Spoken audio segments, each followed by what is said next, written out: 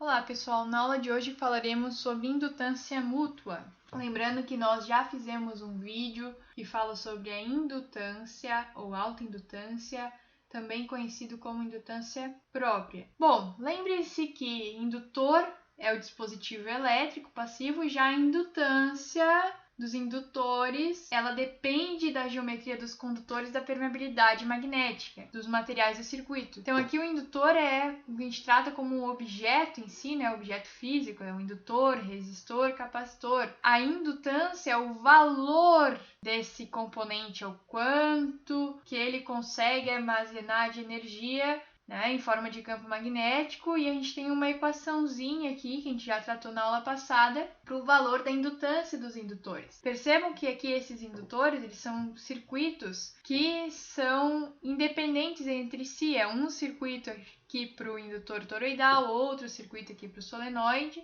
E aí o valor da indutância, né, ou autoindutância, ou também chamada de indutância própria, como vocês vão ver, é igual a L, permeabilidade magnética, número de espiras ao quadrado, vezes a área da seção por onde passa o fluxo magnético, divididos pelo comprimento do caminho magnético em metros. O valor da indutância, a unidade é em Henry. Também falamos sobre a tensão autoinduzida no circuito, né? No indutor, por exemplo.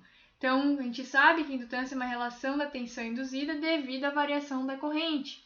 Já tratamos esse assunto aqui na lei de Faraday-Lenz, né? Que é a força eletromotriz induzida, nossa FEM, ela depende do número de espiras, variação do fluxo magnético em relação ao tempo, e o sinal negativo indica que é sempre uma oposição à variação. Quando a gente trata de indutores, a gente percebe que existe aqui um fator de proporcionalidade, que depende, né, do número de espiras, né, da seção, etc., de componentes geométricas e magnéticas, né, e depende da variação da corrente.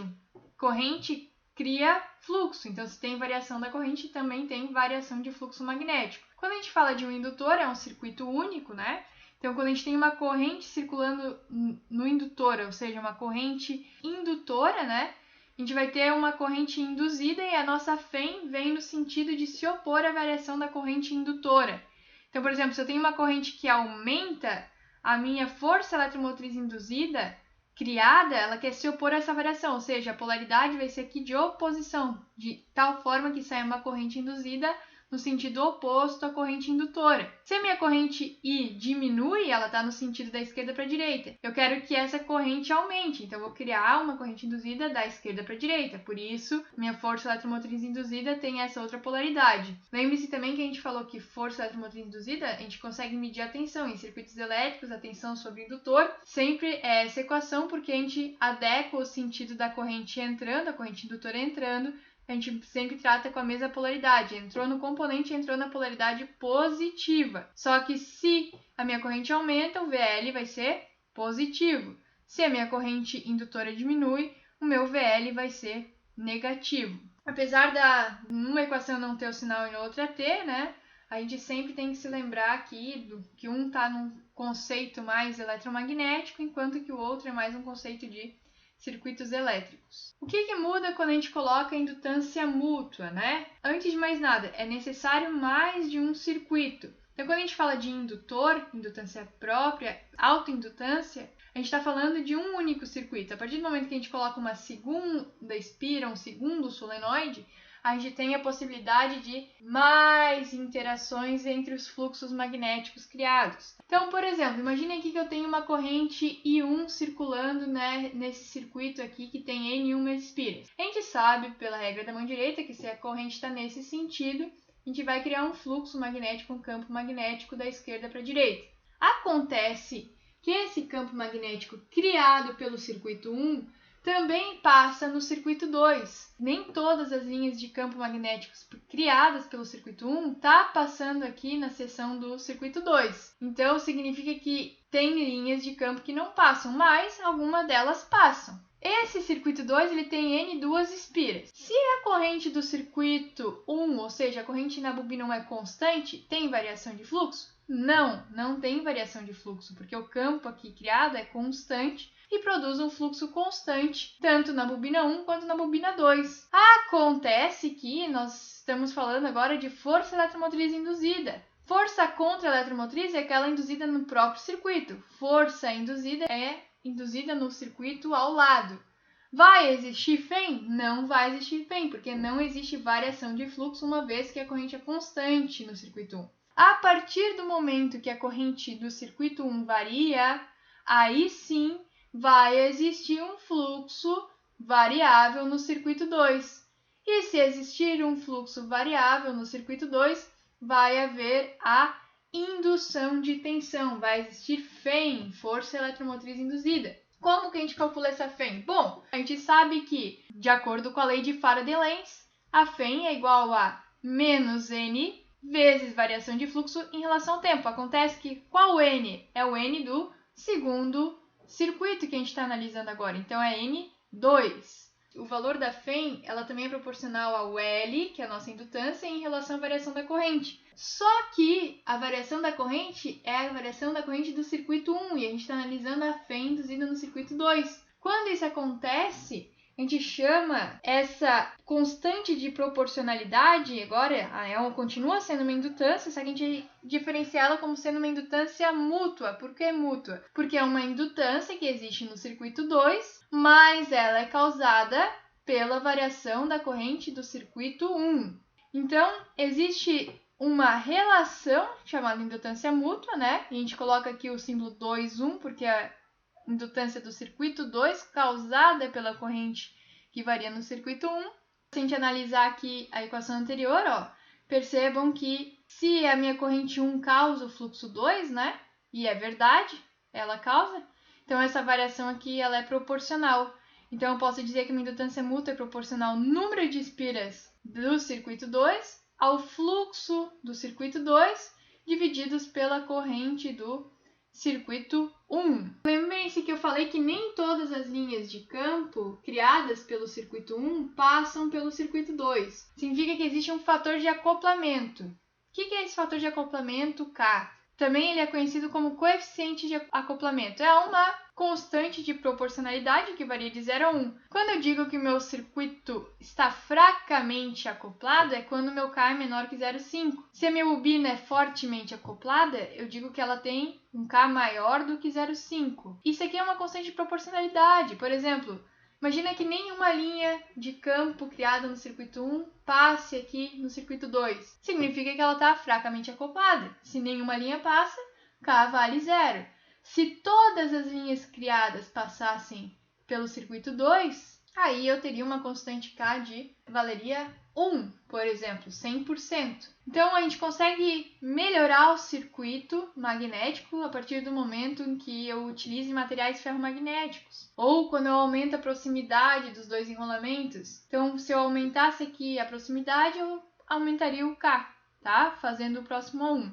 Então, eu posso dizer o seguinte, já que eu estou analisando o fluxo que passa aqui na bobina 2 e ele é criado pela bobina 1, percebam que a bobina 1 ele cria o fluxo B1. Se 70% das linhas criadas pela bobina 1 passam pelo fluxo 2, eu diria que o fluxo 2 vale 0,7 vezes o fluxo 1. Então, vamos analisar aqui como calcular a indutância mútua. A gente já falou que se a corrente I1 varia, o fluxo B2 será variável, induzindo FEM nessa bobina, de acordo com essa equação.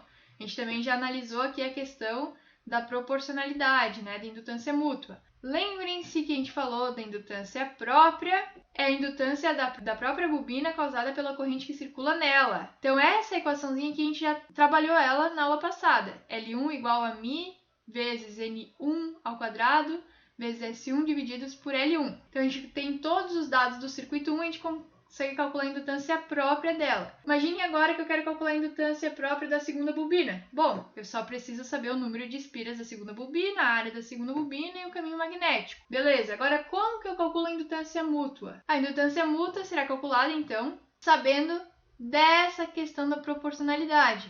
Eu sei que a minha indutância mútua é proporcional ao número de espiras, né, do segundo circuito, do fluxo que passa por ele e da corrente do primeiro. Eu sei também que o campo magnético criado pela circulação dessa corrente aqui, eu consigo calcular, de acordo com essa equação, Sei que a indutância mútua vale se eu substituir aqui esse fluxo B2 na equação por esse valor em relação ao fator de acoplamento. Fica assim, né? O valor final. Sei que o fluxo é o valor do campo vezes a área. Se eu jogar esse fluxo na equação anterior, ó, o B aqui, e jogar esse fluxo na equação anterior, eu vou ter que a indutância mútua do circuito 2, causada pela corrente do circuito 1, é igual ao fator de acoplamento vezes o N2, vezes o Mi, vezes o N1, vezes S1 divididos por L. Exemplo 1. O dispositivo abaixo é constituído por duas bobinas com N1 igual a 30 espiras, N2 igual a 15 espiras, alojadas no mesmo núcleo magnético de MR igual a 600, com L igual a 50 cm e S igual a 30 cm². Calcule as indutâncias próprias e mútuas considerando um fator de acoplamento de 0,95. Então, para resolver esse exercício, nós utilizaremos esse formulário aqui. Primeira equação é indutância própria. Segunda equação é indutância mútua. Então, a indutância própria depende do número de espiras do circuito, que a gente está analisando, vezes a permeabilidade, vezes a área divididos por L, que é o comprimento, ou o caminho magnético, né, em metros. O M aqui é a indutância mútua.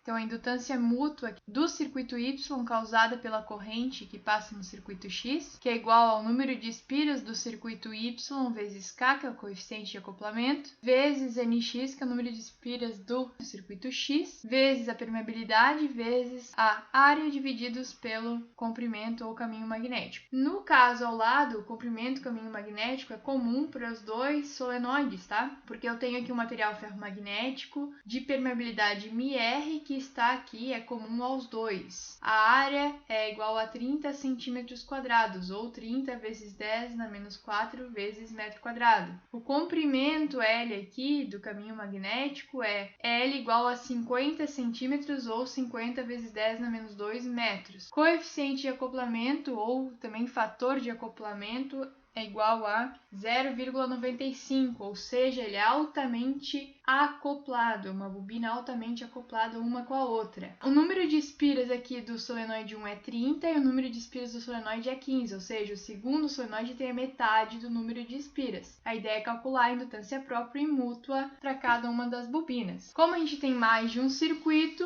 significa que teremos a indutância mútua. Então, primeiramente, utilizando essa primeira equação, o L aqui é igual à indutância própria do primeiro circuito. Então, utilizando a primeira equação, indutância própria do primeiro circuito, tá? Então, circuito 1 é igual a L1, indutância própria, é igual a N1 ao quadrado vezes a permeabilidade, que é comum às duas, né? Vezes a área S, que é comum às duas, divididos pelo comprimento. Quando eu substituo tudo isso na equação, eu tenho que me lembrar somente aqui que a minha permeabilidade é o valor da permeabilidade relativa vezes a permeabilidade do vácuo. Quando eu coloco esses dados na equação, eu vou com o valor de indutância própria de 4,072 mH. A indutância própria do circuito 2 agora.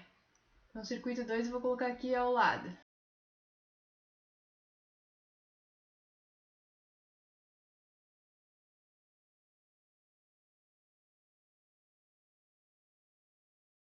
O L2 vai ter a seguinte indutância própria. Número de espiras 2 ao quadrado vezes a permeabilidade vezes S divididos por L. Substituindo aqui na equação, L2 é igual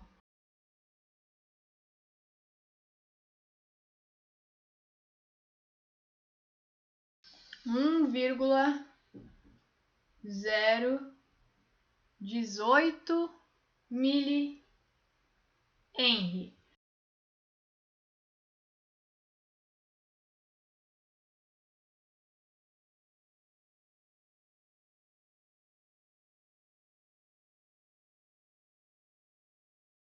Fica bem claro que a indutância própria do segundo circuito ela é menor do que a do primeiro circuito. Por quê? Porque eu tenho número de espiras do segundo circuito ela é menor. Logo, se eu tenho que a indutância própria é proporcional a N ao quadrado e a mesma permeabilidade e área e comprimento para os dois circuitos, a minha indutância do segundo circuito, a indutância própria, será menor. E é de um fator aqui de 4, né? No caso, eu vou fazer a comparação dos valores. E acontece que, além disso, eu quero calcular a indutância mútua, a indutância M.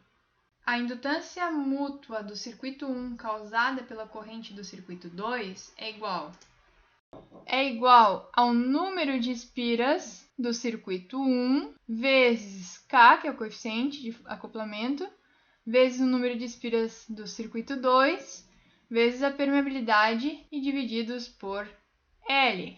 Ao fazer a substituição de todos os valores, né, considerando aqui o fator igual a 0,95, vou ter aqui que a minha indutância mútua do circuito 1, causada pela corrente do circuito 2, valerá 1,934 vezes 10 na menos 3 Henry.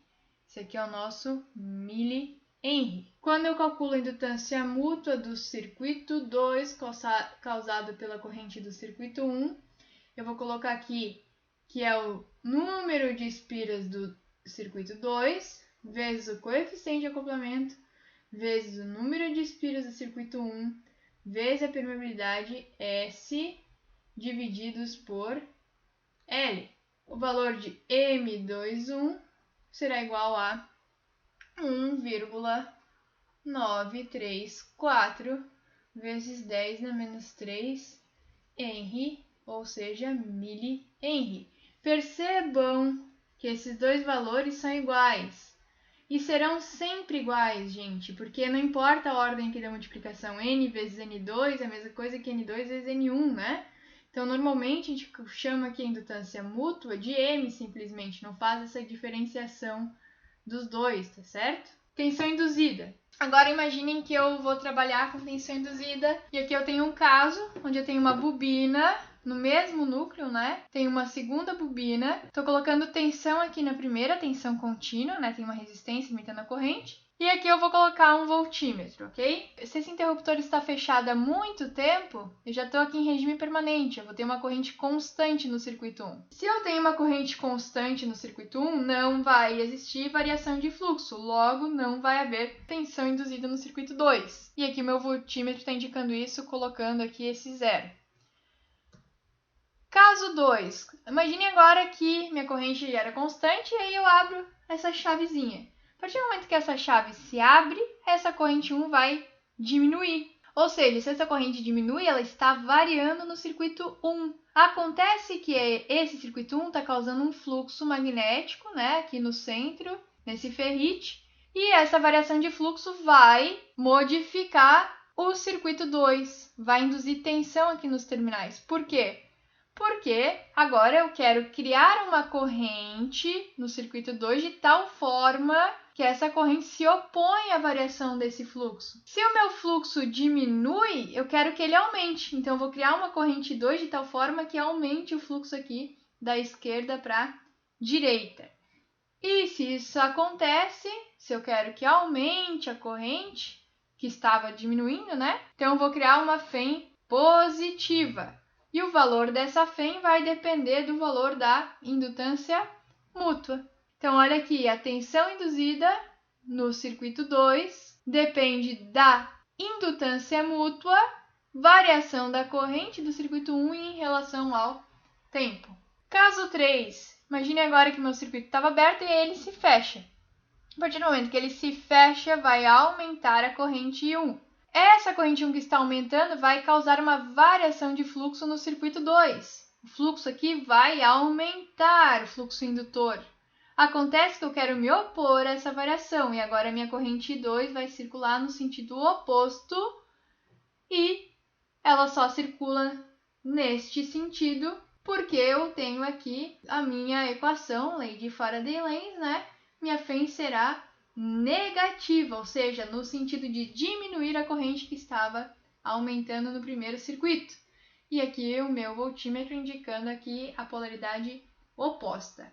Exemplo 2, então. Então, o mesmo dispositivo do exercício anterior é submetido a uma variação de corrente 1 na bobina 1, ou seja, a gente vai colocar aqui uma fonte de corrente com essa variação de corrente aqui mostrada nesse gráfico. É para calcular a força contra a eletromotriz induzida no circuito 1, ou seja, qual que é a FEM criada no próprio circuito, ou seja, com a indutância própria, a gente consegue calcular isso. E também é para calcular a força eletromotriz induzida na bobina 2. E aí a gente calcula com a indutância mútua. O formulário que a gente vai utilizar é esse aqui. Então percebam que aqui eu coloquei dois nomes distintos, tá? Força contra eletromotriz induzida e força eletromotriz induzida. Então FCEM e FEM. A força contra eletromotriz induzida é aquela causada no circuito 1 pela corrente que passa no circuito 1. Para se opor a essa variação do próprio corrente circulando no indutor, vai surgir uma força contra eletromotriz induzida, dada pelo valor da indutância, né, com sinal negativo, não esqueçam, vezes o valor da variação da corrente que passa no circuito em relação ao tempo. Já a FEM, força eletromotriz induzida, é aquela que aparece aqui no circuito 2. É a força induzida no circuito 2 devido à ação de uma corrente que circula no circuito 1. Essa força eletromotriz induzida depende do valor da indutância mútua e do próprio valor de variação da corrente do circuito 1. Aqui do lado eu coloquei os resultados do exercício anterior, onde a gente calculou os valores da indutância L1, que é a indutância própria 1, a indutância L2, que é a indutância própria 2, do circuito 2, e o valor de M, que é o valor da indutância mútua, que é comum aos dois circuitos. Aqui embaixo eu tenho o valor da variação da corrente, então eu tenho aqui 3 intervalos de variação, ou seja, vai haver a criação de um fluxo variável que vai causar a criação da força contra eletromotriz no circuito 1 e eletromotriz no circuito 2. Lembrando que essa corrente I1 ela está entrando aqui no circuito 1, tá certo? Se a minha corrente ela é crescente, ou seja, tem uma variação positiva, significa que vai ter uma força contra eletromotriz negativa, porque eu quero me opor à variação. Quando tenho uma corrente decrescente, terei uma força contra eletromotriz ou força eletromotriz positiva, que será o caso dos intervalos 2 e 3. Vamos colocar então os resultados aqui, né, nas equações. Então, no intervalo 1, que é o intervalo aqui relacionado ao tempo 0 a 5, tá? Esse aqui é o intervalo 1. Temos aqui o intervalo 2, referente ao tempo 5 a 8. E temos aqui o intervalo 3, referente ao tempo 8 a 10. 3 intervalos distintos. Para o intervalo 1, vamos lá. A minha força contra a eletromotriz induzida, ela é igual ao valor da minha indutância 1, sem esquecer do sinal negativo, né? 4,072 vezes 10 a menos 3 vezes o intervalo de corrente. Qual que é o intervalo de corrente e qual que é o intervalo de tempo? Intervalo de corrente, corrente final 20 amperes. Corrente inicial 0 amperes. Tempo final 5 milissegundos. Tempo inicial 0. Valor final da minha força contra a eletromotriz induzida é igual a menos 16,286, né? 286 volts. Valor negativo. Agora, qual que é o valor da minha força eletromotriz induzida? No intervalo 1. Ou seja, aquela que é causada no circuito 2. É o valor da minha indutância mútua, né, com valor negativo aqui, 1,934 mili em relação ao mesmo intervalo de tempo. 20 menos 0 divididos por 5 vezes 10 a menos 3 menos 0. O valor dessa minha FEM será de menos 7,736 volts. Nossa, quase a metade do valor. Por que quase metade do valor? Isso aqui funciona como se fosse um transformador, ó, com uma relação de transformação de 2. Então, quase metade do valor. E, além disso, o coeficiente de acoplamento é muito próximo à unidade. Então, devido a esse alto coeficiente de acoplamento, a gente está bem próximo aqui de um transformador. Agora, para o intervalo 2. FCM para o intervalo 2, vamos lá. É o menos L1 vezes 10 dá menos 3, agora o segundo intervalo. O intervalo final aqui é 15, amperes menos o anterior, que era 20, divididos pelo intervalo de tempo 8 mili menos 5 mili. Vai me dar uma FEM de 6,786. Por que a FEM é positiva agora? Porque eu quero que a corrente induzida aumente para me opor à variação da corrente indutora que está decrescendo. Eu quero que aumente essa corrente. Então, eu vou colocar uma força contra a eletromotriz induzida positiva. É a mesma coisa para força induzida no circuito 2. FEM 2, valor da minha indutância mútua, sobre o mesmo intervalo de tempo, 15, 20, 8 mili menos 5 mili. Isso vai me dar uma FEM de 3,223 volts. Agora, por último, intervalo 3.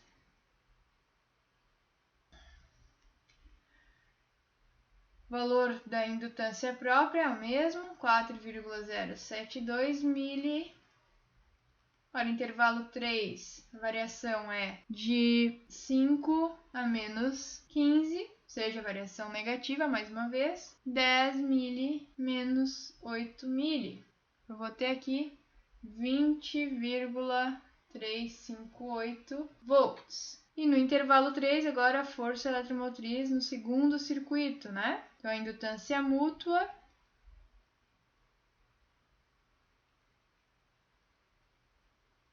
mesmo intervalo, 5 menos 15 divididos por 10 mili menos 8 mili. Eu vou ter aqui um valor de 9,67 volts. Percebam mais uma vez, que sempre aqui o valor é praticamente a metade, se aproximando aqui de um transformador com relação de transformação de 2, tá? Obrigada, pessoal!